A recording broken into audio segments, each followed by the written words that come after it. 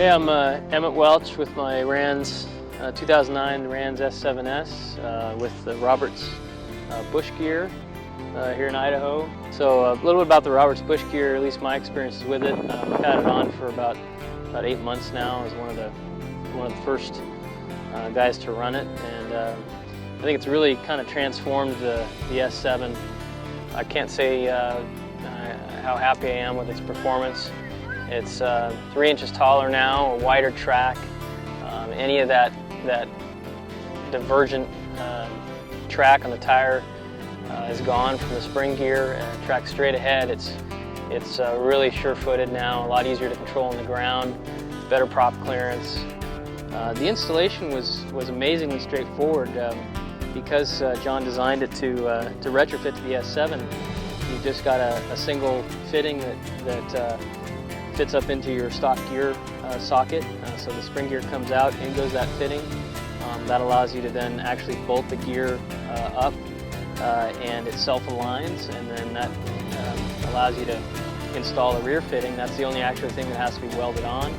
And if you do that when you're still building the plane, it's probably a 1-hour install for the gear, and then you do everything else, fabric cover the plane, and then the final install on the gear. Been very, very happy with the gear. Won't ever have the spring gear again.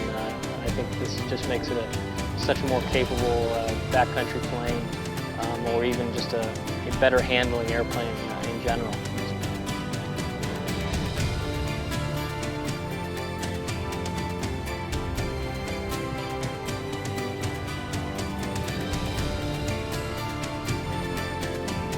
I'm Tom Simcoe. This is my second S7. This is a long tail version.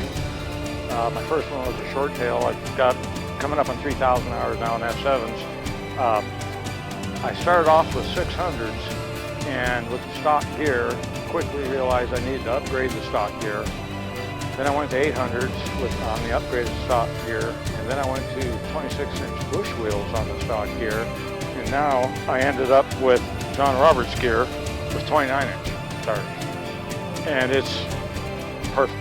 It's a sweet spot. It's where you got to be. We can land now places that are difficult to walk on, and it feels like landing on a golf course. Landing on gravel bars where you're not even aware that there's rocks that big. You just go over them and it's not any problem. Much easier on the airframe. That's the main advantage of the new gear and these big tires.